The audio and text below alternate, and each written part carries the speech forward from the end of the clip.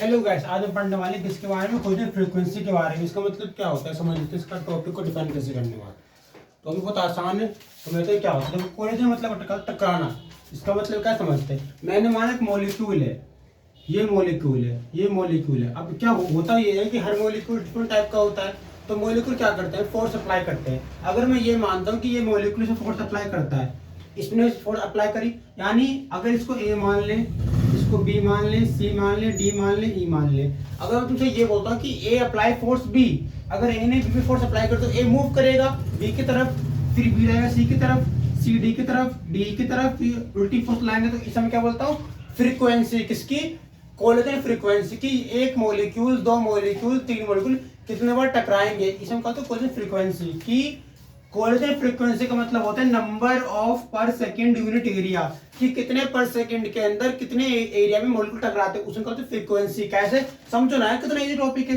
ए ने बी को धक्का दिया, बी ने सी को, सी ने डी को, डी ने ई को, ई ने फिर ए को, यानी कि ये फोर्स कैसे काम कर रही है, एक दूसरे के ऊपर काम करिए, धक्का दे रही है, ऐसे धक्का दे रही है ना। तो इसे हम क्या बोलते हैं, कोलिजन फ्रीक्वेंसी की। हर मॉलिक्यूल अपने आप को इक्वली फोर्स दे रहा है ताकि मूव कर सके आगे बढ़ने के लिए, इसे हम बोलते हैं कोलिजन फ्रीक्वेंसी। और कितने बार फोर्स अप्लाई करेगा उसे हम बोलते हैं फ्रीक्वेंसी की वैल्यू। ठीक है, समझते हैं इसका मतलब ये। अब इसका मतलब क्या होता है, यहाँ पे फॉर्मूला देखते हैं। क्या पहला फॉर्मूला क्या है, पहला है हमारा मोस्ट पिरोलेबल वेलोसिटी। तो वीएमपी क्या होता है, वीएमपी इक्वल टू होता है हमारा √2RT/m, जहां पे r क्या हमारा कांस्टेंट, r की वैल्यू क्या होती है, r की वैल्यू होती है हमारी 0.0821, हमारी कांस्टेंट की वैल्यू है। किसकी, r की, क्या 0.0821, ये r की वैल्यू है। किस r की वैल्यू, इस वाले r की वैल्यू है। t क्या है, टेम्परेचर, t क्या है हमारा टेम्परेचर, जो कि आपका डिपेंड करता है किसके ऊपर, दो कंडीशन के ऊपर। किसके ऊपर, एसटीपी के ऊपर, स्टैंडर्ड कंडीशन के ऊपर, और एनटीपी के ऊपर, नॉर्मल कंडीशन के ऊपर। ठीक है, तो आर क्या है मेरा, वैल्यू किसकी, कांस्टेंट की वैल्यू 0.0821, टी का टेम्परेचर जो कि मेरा एसटीपी और एनटीपी डिपेंड करता है। ठीक है, हम पढ़ चुके हैं। और एम क्या है मेरा, एम है मेरी मॉलिक्यूल की वैल्यू। ठीक है, तो यहाँ पे फ्रीक्वेंसी का मतलब क्या समझे, कि हर मॉलिक्यूल अपने आप को इक्वली फोर्स दे रहा है, क्या आगे बढ़ने के लिए, ऐसा धक्का पुश कर रहा है कि तुम आगे बढ़ो, धक्का दो, इसे बोलते हैं फ्रीक्वेंसी। और इस एरिया के अंदर, इस मेरे दिए गए एरिया के अंदर जितने मॉलिक्यूल धक्का देंगे जितना टाइम, उसकी फ्रीक्वेंसी बढ़ जाएगी। तो फ्रीक्वेंसी कब बढ़ती है, फ्रीक्वेंसी हमारी तब बढ़ती है, हमारी फोर्स की वैल्यू बढ़ती है। फोर्स की वैल्यू बढ़ने फ्रीक्वेंसी बढ़ती है। और फॉर्मूला क्या होता है, वीएमपी का √2RT/m, जहां पे आर हमारा एक कांस्टेंट वैल्यू है 0.021, जहां पे टी टेम्परेचर है, एसटीपी एनटीपी का, और हमें एम पता है ये मॉलिक्यूल की वैल्यू है। एवरेज का मतलब क्या होता है, एवरेज का मतलब सोचते क्या होता है, तो यहाँ पे एक वर्ड है एवरेज। एवरेज का मतलब क्या होता है, एवरेज का मतलब होता है कि अगर मेरे पास नंबर दे रखे हैं कि मेरे पास x1 है, x2 है, x3 है, x10 है, तो उस टोटल नंबर का सम, टोटल नंबर का सम x1 x2 x3 infinite x10 तक, तो टोटल नंबर का सम अपॉन टोटल नंबर की वैल्यू x10, इसे क्या बोलता हूँ, एवरेज। तो एवरेज का मतलब क्या होता है, एवरेज का मतलब होता है कि टोटल नंबर का ऐड कर दो अपॉन टोटल नंबर से डिवाइड कर दो, इसे हम कहते हैं एवरेज। तो यहाँ पे एवरेज का मतलब क्या है, टोटल नंबर का डिवाइड अपॉन टोटल नंबर। अब यहाँ पे हमारा एवरेज वेलोसिटी क्या है, हमारा एवरेज वेलोसिटी, इसका मतलब क्या होता है, इसका फॉर्मूला होता है हमारा √8RT/m, जहां पे r की वैल्यू क्या है आपकी, कांस्टेंट की वैल्यू है 0.0821, याद कर लो। ठीक है, टेम्परेचर जो एसटीपी और एनटीपी पर डिपेंड करता है। ठीक है, पाई का मतलब क्या होता है, पाई का मतलब ये वैल्यू है, हम जानते हैं पाई की वैल्यू क्या होती है, पाई की वैल्यू होती है हमारी 22/7, कोई दिक्कत नहीं, 22/7। तो ये क्या आ गया सर जी, यहाँ पे आ गया हमारा एवरेज के लिए क्या आ गया 8RT/m, जहाँ पे 8RT आर कांस्टेंट टेम्परेचर है और पाई क्या है, वैल्यू है। ठीक है, 22/7, ये हो गया आपकी एवरेज। रूट मीन स्क्वायर क्या होता है, रूट मीन स्क्वायर का मतलब क्या होता है, रूट मीन स्क्वायर का मतलब समझते हैं क्या होता है, देखो समझना, रूट मीन स्क्वायर क्या होता है। अब यहाँ पे अच्छा पॉइंट, रूट और मीन और स्क्वायर, इसका मतलब क्या होता है, रूट मीन स्क्वायर समझते हैं इसका मतलब क्या होता है। रूट का मतलब क्या होता है, रूट का मतलब क्या होता है, रूट का मतलब है किसी नंबर के ऊपर क्या चढ़ना है, स्क्वायर रूट। कौन सा स्क्वायर रूट, ये वाला, इसमें क्या बोलते हैं, रूट। क्या बोलते हैं, रूट, यानी कि इससे क्या निकलता है, रूट किससे, इस वैल्यू से, इस जो सिंबल है, सिंबल इतना बड़ा सिंबल, आंख खोलो अपनी, इसका क्या निकलते हैं, रूट की वैल्यू। क्या निकलते हैं, रूट की वैल्यू इस सिंबल से। मीन का मतलब क्या होता है, मीन का मतलब क्या होता है, मीन का मतलब है सबका ऐड करना, सबका ऐड करना। कोई दिक्कत यार, तुम्हें कंसेप्ट समझाया जाएगा, बस तुम चैनल को लाइक तो करो, सब्सक्राइब तो करो, करते ही नहीं हो। रूट का मतलब क्या होता है, ये सिंबल जिसको मैं वैल्यू प्रोडक्ट करते हैं, ठीक है, चाहे वो 1 2 3 हो x y z हो। मीन का मतलब क्या होता है, ऐड करना, ठीक है। स्क्वायर क्या होता है, स्क्वायर का मतलब ये होता है कि यार किसी नंबर को तुम क्या करते हो, 2 टाइम मल्टीप्लाई करते हो, तो उसे क्या बोलता हूँ square, x into x square, ठीक है, y का y स्क्वायर। तो रूट का मतलब क्या होता है, याद करो, रूट का मतलब क्या होता है, सिंबल।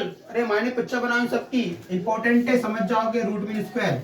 पिक्चर क्या बनाने, रूट को, रूट क्या है, रूट देखो, रूट ये वाला सिंबल है, थोड़ा नीचे से सांप जैसा है ना, सांप ऐसे मूव करता है फिर ऊपर नीचे आता है, ये भी सांप की तरह मूव कर रहा है, कैसे, ये सिंबल का रूट, इसको कहते हैं रूट की वैल्यू, क्या होती है, रूट की वैल्यू, रूट की रखते हो, इसमें कहते हैं रूट।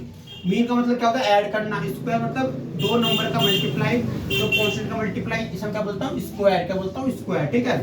तो रूट मीन स्क्वायर का मतलब क्या होता है, रूट का मतलब वैल्यू को रखना, मीन का मतलब ऐड करना, स्क्वायर मतलब और मल्टीप्लाई करना। तो रूट मीन स्क्वायर वैल्यू क्या होते हैं, under root 3RT upon m, जहां पे r क्या है आपका, तो पढ़ो r क्या है, बार बार रिकॉल करो तभी तो याद होंगे, r का मतलब क्या होता है, क्या होता है r का मतलब, बताओ भाई, कुछ पता है, बताया था अभी, r का मतलब क्या होता है, समझना भाई, r का मतलब क्या होता है, r का मतलब होता है वी आर एम बराबर under root 3RT upon m। r का मतलब क्या होता है, बेसिकली r का मतलब क्या होता है, r कांस्टेंट की वैल्यू, किस वैल्यू, कांस्टेंट, कांस्टेंट की फिक्स वैल्यू r, और r को हम क्या लिखते हैं 0.0821। अरे यार ये क्या लिखा जा रहा है, 0.0821, कोई दिक्कत नहीं। ये जो टी है, टी का है मेरा टेम्परेचर, टी का है मेरा टेम्परेचर, और किस पे डिपेंड करता है, टेम्परेचर डिपेंड करता है नॉर्मल टेम्परेचर प्रेशर और स्टैंडर्ड टेम्परेचर प्रेशर, यानी एक एनटीयू डिपेंड करता है और एक एचटीपी पे डिपेंड करता है, ठीक है भाई, समझ गए, ठीक है। और m क्या है, मॉलिक्यूल की वैल्यू या उसका मास। तो मेरा रूट मीन स्क्वायर समझना कि रूट मीन स्क्वायर में क्या होता है, under root 3RT upon, under root 3RT upon m, और इसका वैल्यू क्या हो जाएगी, रूट मीन स्क्वायर की वैल्यू, समझे कि नहीं। अब देखो डायमीटर क्या होता है, अगर ये मॉलिक्यूल टकराएंगे तो इन मॉलिक्यूल के लिए जो डिस्टेंस की वैल्यू होती है, क्या डिस्टेंस की वैल्यू होती है, तो उसमें क्या बोलता हूँ डायमीटर, क्या बोलता हूँ डायमीटर, ये डिस्टेंस, ये डिस्टेंस, ये डिस्टेंस, तो इसका मिनिमम डिस्टेंस कितना है, कितना मिनिमम डिस्टेंस ले रहा है, इसमें क्या बोलता हूँ, इसे क्या बोलता हूँ मैं, कोलिजन का डायमीटर बोलता हूँ, डायमीटर ऑफ कोलिजन, इसमें क्या बोलता हूँ डायमीटर ऑफ कोलिजन, इसमें क्या बोलते हैं डायमीटर ऑफ कोलिजन, मतलब इसका मतलब क्या होता है, डायमीटर ऑफ कोलिजन का मतलब होता है कि अगर मॉलिक्यूल टकराएंगे तो मॉलिक्यूल टकराने में गैप कितना है, वो कितने डिस्टेंस पे रखे पड़े, उसमें कहता हूँ डायमीटर ऑफ कोलिजन, ठीक है।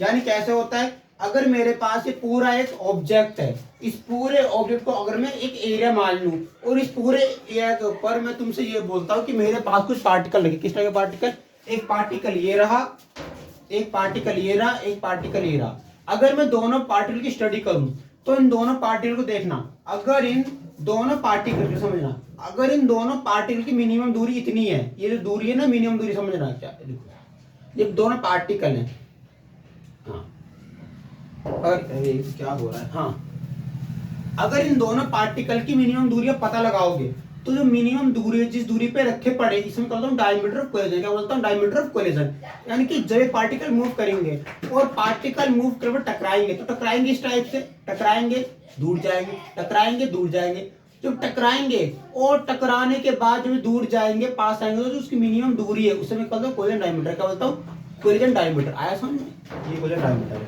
उसको मैं कैसे लिखता हूँ, इसके लिए फॉर्मूला होता है हमारा क्या, इसके लिए फॉर्मूला होता है हमारा सिग्मा बराबर 2πr, सिग्मा बराबर 2πr, यानी कि समझना, समझना इसका मतलब ये है कि इस पूरी इन दोनों पार्टिकल के लिए, इन दोनों पार्टिकल के लिए समझना, याद है, इन दोनों पार्टिकल के लिए जो दूरी है, जो फिक्स दूरी है, जो जिस पर टकराने के बाद वापस आएंगे, जो मिनिमम दूरी है, उस मिनिमम दूरी पे जो जो हमारा डायमीटर है, उस समय क्या बोलते हैं सिग्मा, क्या बोलते हैं सिग्मा, यानी कि इनके बीच कौन सी वैल्यू बनी, सिग्मा की, कौन सी वैल्यू बनी, सिग्मा की, इन दोनों के बीच, किसके बीच, इन दोनों के बीच सिग्मा की वैल्यू बनी, ठीक है। और सिग्मा क्या होगा 2r, सिग्मा क्या होगा 2r, ठीक है। अगर सिग्मा की वैल्यू 2r होती है तो इसका मतलब अगर मैं तुमसे ये बोलता हूं कि जब ये पार्टिकल टकराएंगे तो पूरे पार्टिकल टकराने टाइम क्या होगा, ये टकराएगा ऐसे, ये आगे टकराएगा, फिर आगे टकराएगा, तो टकराने का टाइम क्या होगा, टकराने के टाइम इनका एरिया बनेगा, और टोटल एरिया क्या, अगर मैं इनकी बात करूं क्रॉस सेक्शन एरिया की, किसकी,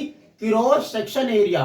तो क्रॉस सेक्शन एरिया का मतलब होता है कि जिस एरिया पे आपस में टकरा रहे तो वहां का टोटल एरिया क्या होगा, पाई आर स्क्वायर, क्या होगा, पाई आर स्क्वायर। और यहाँ पे आर क्या हमारा सिग्मा, आर क्या हमारा सिग्मा, इसलिए मैं क्या रखूंगा, pi sigma square, pi sigma square, pi sigma square, क्योंकि यहाँ पे आर क्या है हमारा सिग्मा, और आर को अगर मैं सिग्मा लिखूंगा तो आर अगर सिग्मा के बराबर तो क्या होगा, सिग्मा स्क्वायर। समझ गए भैया, इसे हम बोलते हैं pi sigma square.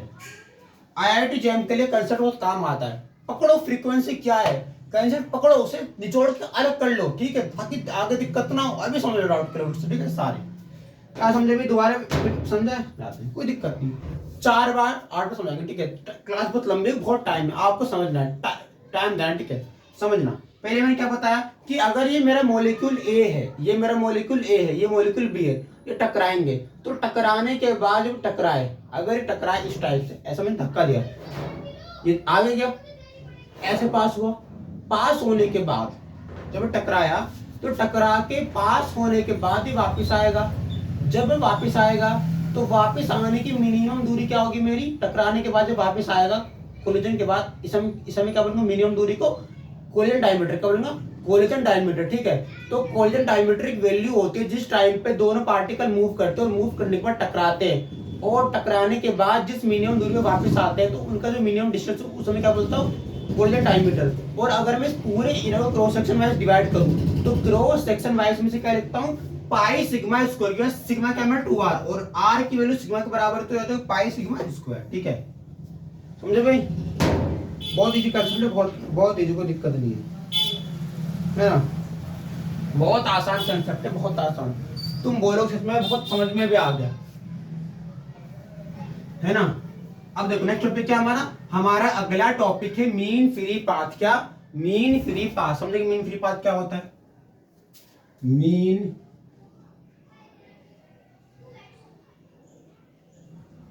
Free path क्या होता है, इसका मीन फ्री पाथ क्या होता है, इसका मतलब बताओ। मीन फ्री पाथ, देखो मीन फ्री पाथ होता है लैम्बडा। क्या होता है, लैम्बडा। क्या होता है, लैम्बडा। मीन फ्री पाथ क्या होता है, mean free path is the average distance a particle like gas molecule. Mean free path हमारा एक एवरेज डिस्टेंस है। क्या, हमारा एक एवरेज डिस्टेंस है। और एवरेज का मतलब क्या होता है, एवरेज का मतलब होता है कि टोटल वैल्यू का सम करके टोटल वैल्यू से डिवाइड कर दो, इसे मैं क्या बोलता हूँ, एवरेज। क्या बोलता हूँ, एवरेज। अगर मैं x1 x2 x3 x4 x5 और x10 की वैल्यू को डिवाइड करके उसी x10 से डिवाइड कर दूं, x10 से डिवाइड कर दूं, तो मुझे क्या मिलेगा, एवरेज, ठीक है। अब ये मीन फ्री पाथ लैम्बडा होता है, और मीन फ्री पाथ क्या होता है समझ लेते हैं। तो मीन फ्री पाथ लैम्बडा कहलाता है। तो मैं क्या लिख सकता हूँ, क्या लिखूंगा यहाँ से, बताओ। तो हम यहाँ से लिखने वाले हैं किसके बारे में, मीन फ्री पाथ के बारे में। क्या होता है, मीन फ्री पाथ यानी ये लैम्बडा जो होता है हमारा is the average distance, is the average distance. और एवरेज का मतलब क्या होता है पता है, एवरेज का मतलब होता है टोटल वैल्यू का सम करके अगर मैं टोटल वैल्यू से डिवाइड कर दूं तो इसे मैं बोलता हूं एवरेज। क्या बोलता हूं, एवरेज। यानी कि x1 x2 x3 x10 का डिवाइड में x10 से करो तो मुझे क्या मिलेगा, एवरेज। तो mean free path is the average distance, average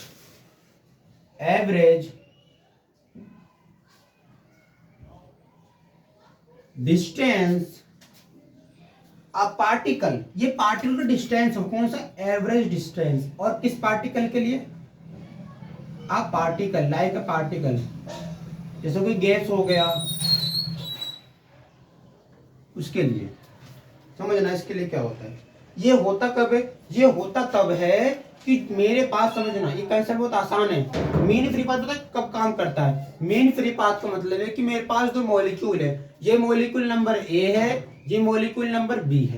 दो मॉलिक्यूल है, फील करना, दो मॉलिक्यूल है, और इन दोनों मॉलिक्यूल के लिए एवरेज डिस्टेंस, कौन सी डिस्टेंस, एवरेज डिस्टेंस। और ये किस पर डिपेंड करती है, एवरेज डिपेंड करता है नंबर की वैल्यू पे, कितने नंबर है। अगर मैं 2 वैल्यू 4 वैल्यू 6 वैल्यू के लिए निकालूंगा एवरेज, तो मेरा एवरेज क्या होगा, x1 x2 x6 upon x6, ठीक है। टोटल का ऐड करके टोटल से डिवाइड, ठीक है। तो मीन फ्री पाथ लैम्बडा हमारा एवरेज डिस्टेंस जो कि बताते हैं कि पार्टिकल की दूरी को। और ये कब होता है हमारा, ये हमारा तब होता है जब मॉलिक्यूल अपने आप में कोलिजन करते हैं। कैसे करते हैं, अगर मैं तुमसे ये बोलूं कि मेरे पास ये ए मॉलिक्यूल ये बी मॉलिक्यूल टकराएंगे, तो टकराने के बाद पास आएंगे। अब देख रहे हैं ये आपस में रखे हुए हैं ऐसे, अभी पास आएंगे, अभी देखो पास आया टकरा गया। अब टकराने पे क्या होगा, दूर जाएगा, गया दूर। जब ये दूर गया तो इसने फोर्स लगाई इसके ऊपर, पीछे को खिंच गया, यानी कि ए ने बी को फोर्स दी और बी ने ए को फोर्स दी। तो ए और बी ने फोर्स अप्लाई करी, तो इन दोनों की फोर्स से क्या हुआ, दूरी बनी। क्या बनी, दूरी। तो इस दूरी का एवरेज डिस्टेंस क्या रहा, उस एवरेज डिस्टेंस को हम क्या बोलते हैं, मीन फ्री पाथ। और क्या बोलते हैं, जब हम कोलिजन को करते हैं, जब हम कोलिजन कराते हैं, ठीक है। अब समझना, मतलब ये तो एवरेज है यार, कोई दिक्कत नहीं। एवरेज में क्या करना है, कुछ नहीं करना। डिस्टेंस एवरेज तो कुछ क्या करना है, एवरेज डिस्टेंस के लिए सबका ऐड करो, डिस्टेंस का अपॉन टोटल से डिवाइड कर दो, तो निकल जाए एवरेज डिस्टेंस। अब ये क्या होता है, इसके लिए फॉर्मूला क्या होता है, इसके लिए फॉर्मूला आता है हमारा, क्या होता है फॉर्मूला इसके लिए, लैम्बडा बराबर क्या होता है हमारा, 1 अपॉन अंडर रूट 2 पाई डी स्क्वायर एन। इसे हम क्या बोलते हैं, इसको बोलते हैं हम मीन फ्री पाथ। क्या बोलते हैं, मीन फ्री पाथ, ठीक है। 2 पाई डी स्क्वायर एन क्या है समझ लेते हैं। लैम्बडा क्या है हमारा, लैम्बडा का मतलब मीन फ्री पाथ, जोड़ो, अपॉन 1 अपॉन अंडर रूट। और अंडर रूट का मतलब क्या है, अंडर रूट का मतलब है कि वैल्यू रूट में आ रही है, अपॉन अंडर रूट में क्या है, 2 पाई। और पाई क्या होता है हमारा, पाई बराबर होता है 22/7। तुम पढ़ चुके हो कि जो ऑब्जेक्ट तुम्हारा सिलेंड्रिकल शेप का होता है, तो सिलेंड्रिकल शेप के लिए, गोल शेप के लिए हम पाई का यूज करते हैं। किसके लिए, सिलेंड्रिकल शेप के लिए और गोल शेप के लिए हम पाई का यूज करते हैं, ठीक है। पाई बराबर 22/7। डी मेरा डायमीटर है जो कि हमारे कोलिजन के लिए काम आता है, ठीक है। डी हमारा डायमीटर है। एन का हमारा नंबर ऑफ कोलिजन है जो उसमें हो रहा है, कोई दिक्कत नहीं। तो क्या है, लैम्बडा मीन फ्री पाथ हो गया, 1 अपॉन रूट में डाल दो वैल्यू 2 पाई का मतलब पाई 22/7। गोल वस्तुओं के लिए या फिर सिलेंडर शेप की वस्तुओं के लिए या कोन की वस्तुओं के लिए हम यूज करते हैं किसका, पाई का। डी का मतलब डायमीटर है, एन का मतलब नंबर ऑफ कोलिजन, ठीक है। समझे कि नहीं, बढ़े आगे। चलो भाई, अब इसमें टॉपिक तो बहुत अच्छे से ऐड कर रखे हैं। पहला है आपका कौन सा, प्रेशर एंड टेम्परेचर। क्या, pressure and temperature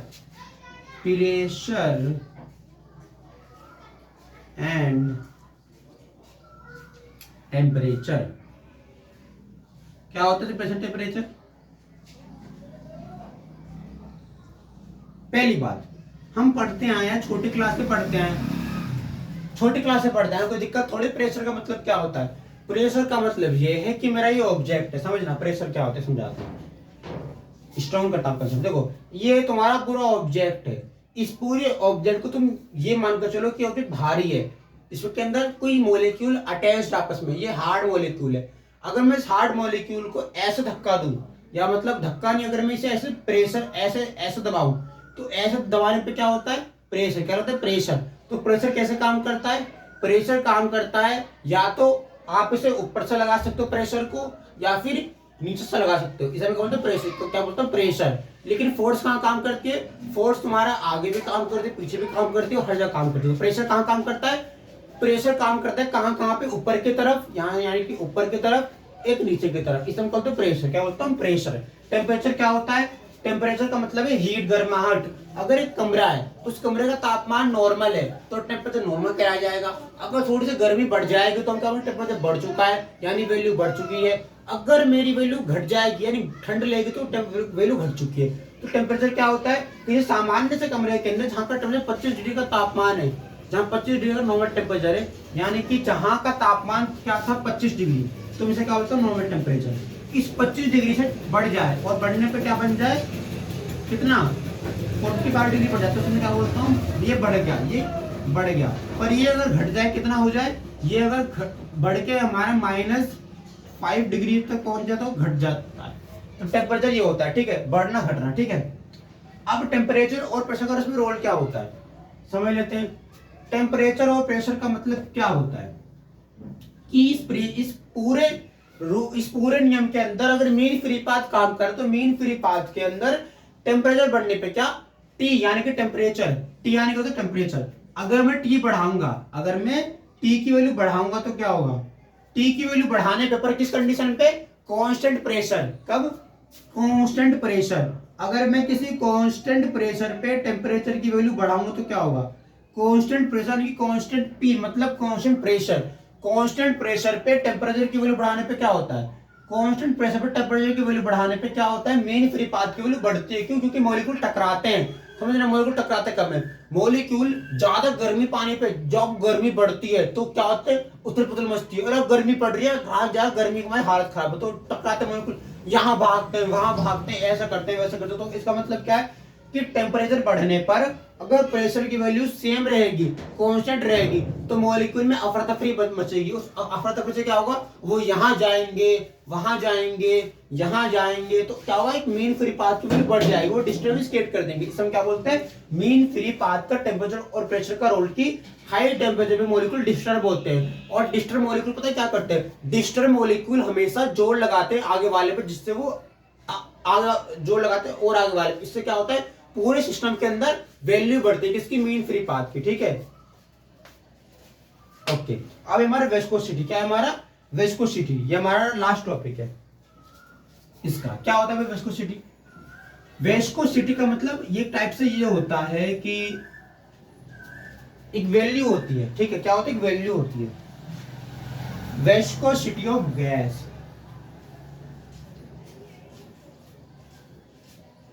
viscosity of gas. इसका मतलब क्या होता है, describe internal resistance to flow primarily caused by momentum transfer between molecule during collision in a liquid, viscosity of gas increase temperature higher internal energy. इसका मतलब क्या होता है, इसका मतलब ये है कि वेस्कोसिटी हमारी क्या होती है, वैल्यू, क्या होती है हमारी वैल्यू, ये क्या होती है, वेस्कोसिटी हमारी वैल्यू होती है जो कि डिस्क्राइब करती है किसको, इंटरनल रेजिस्टेंट को, क्या, इंटरनल रेजिस्टेंट को। तो हम क्या लिखेंगे वेस्कोसिटी ऑफ गैस में, describe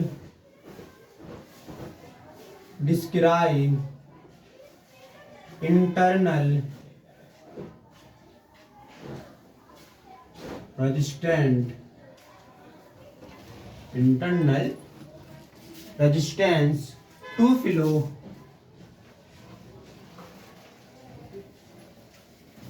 primarily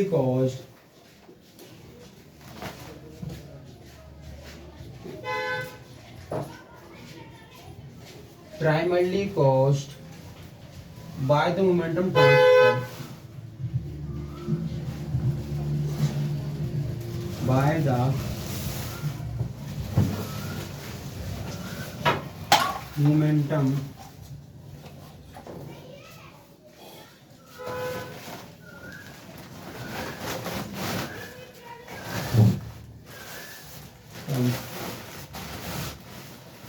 transfer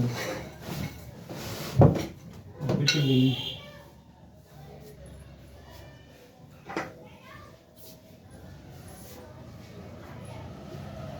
collagen molecule.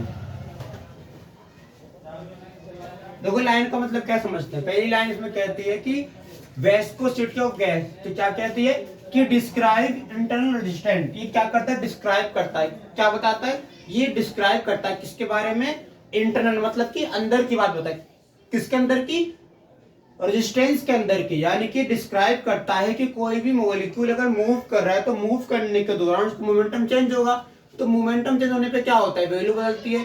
पर वेस्कोसिटी का डिफाइन करता है, वेस्कोसिटी हमारी ये डिफाइन करता है कि अगर कोई भी मॉलिक्यूल के अंदर मूवमेंट हो रही तो क्या बोलता है, डिस्क्राइब इंटरनल रेजिस्टेंस, ये क्या करता है, रोकता है, क्या रोकता है, प्राइमरीली मोमेंटम होने से, यानी मूव होने से, किसको, पार्टिकल को।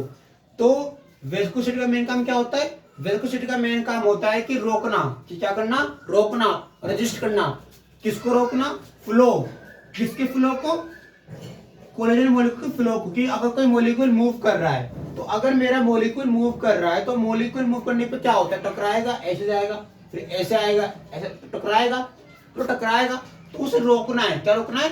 टकराने से रोकना है। तो अगर ये मॉलिक्यूल मूव कर रहा है, तो इस मूव करते हुए मॉलिक्यूल को रोकता है कौन?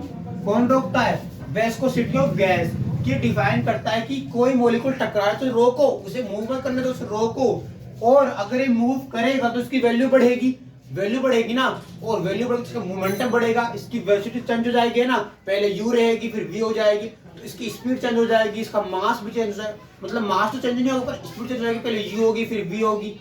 इसलिए ये क्या बोलता है? विस्कोसिटी बोलता है नहीं, हमें ये काम नहीं करना। विस्कोसिटी बोलता है कि हमें पार्टिकल को मूव नहीं करना, हमें रोकना है। क्या रोकना है? पार्टिकल को मूव ना करे, इसे रोकना है। इसे क्या बोलते हैं? Viscosity of gas. की किसी पार्टिकल को रोकना, मतलब कि मूव ना करे, इसे क्या बोलते हैं? Viscosity of gas. और एक कब होता है?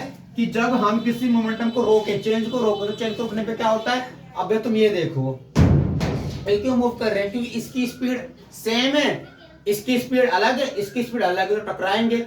अगर टकराएंगे तो दोनों की स्पीड चेंज होगी। अगर मैं दोनों की स्पीड को सेम कर दूं और रोक दूं, तो अगर मैं पार्टिकल को रोक दूं स्पीड को, अगर मैं पार्टिकल को रोक दूं ये आगे बढ़ ना पाए, तो ये भी आगे बढ़ नहीं पाएगा, दोनों रुक गए। अगर दोनों रुक गए तो ये मूव नहीं करेंगे, और मूव नहीं करेंगे तो सिंपल सी बात है, इनकी स्पीड कम हो जाएगी, और कम होने पे क्या होगा कि रुक जाएंगे। ठीक है, तो ये क्या होता है आपका?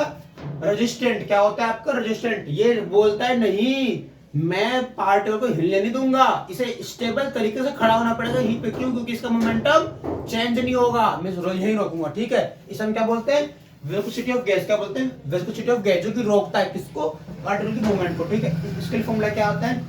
इसके लिए फॉर्मूला होता है हमारा n proportional t, n proportional root t, जहां पे n क्या हमारा नंबर ऑफ मॉलिक्यूल। और इसमें क्या होता है? इसमें इंटरनली एनर्जी बढ़ती है, यानी कि टकराने पे क्या होता है? रोक रहे हैं तो रोकने पे क्या होता है? एनर्जी को रोका जा रहा है, यानी कि टकरा। अब रोकेंगे तो क्या होगा? एनर्जी स्टोर हो जाएगी, इकट्ठा हो जाएगी। अब इसकी भी एनर्जी इकट्ठा होगी, इसकी भी एनर्जी इकट्ठा होगी, तो 2 गुना एनर्जी बढ़ गई। अब 2 गुना एनर्जी बढ़ी तो क्या होगी? स्टोर होगी। क्या होगी? स्टोर होगी। ठीक है, इसे हम क्या बोलते हैं? स्टोर करना एनर्जी को। अब अगर स्टोर करेंगे तो क्या होगा? वैल्यू बढ़ गई, तो एनर्जी की वैल्यू बढ़ती है। ठीक है, n प्रोपोर्शनल रूट t, जहां पे n का मान नंबर ऑफ मॉलिक्यूल और t का मान टेम्परेचर। ठीक है, ये दोनों एक दूसरे के समानुपाती होते हैं। ठीक है, अगर हम बात करें लो टू मॉडरेट, लो का मतलब क्या होता है? कम। लो का मतलब क्या होता है? कम। और मॉडरेट मतलब होता है नॉर्मल। अगर मैं किसी मॉलिक्यूल को लो टू मॉडरेट लेके जा रहा हूं, लो का मतलब कम, इसका मतलब मीडियम, तो स्पीड की चेंज। अब यहाँ पे क्या है कि यहाँ पे वैल्यू लो है, यहाँ वैल्यू मीडियम है, तो दोनों कंडीशन के लिए अगर चेंज करें तो क्या होगा? दोनों कंडीशन फॉर्मूला आता है n बराबर 1/3 pv डैश, ये डैश लगाओ pv डैश लैम्बडा, जहां पे n का मतलब क्या है? नंबर ऑफ मॉलिक्यूल, p क्या है? मेरी प्रेशर की वैल्यू, v क्या है? मेरा v है मेरी फ्रीक्वेंसी, लैम्बडा क्या है? मेरा लैम्बडा का मतलब क्या है? लैम्बडा का पढ़ा था पीछे मैंने, बताओ। लैम्बडा है मेरा मीन फ्री पाथ। तो यहाँ पे n क्या है? नंबर ऑफ मॉलिक्यूल, 1/3 रहेगा, p मेरा प्रेशर है, v मेरा फ्रीक्वेंसी की वैल्यू है, लैम्बडा मीन फ्री पाथ है। ठीक है, बाकी आपसे कल मिलते हैं वीडियो में गाइस।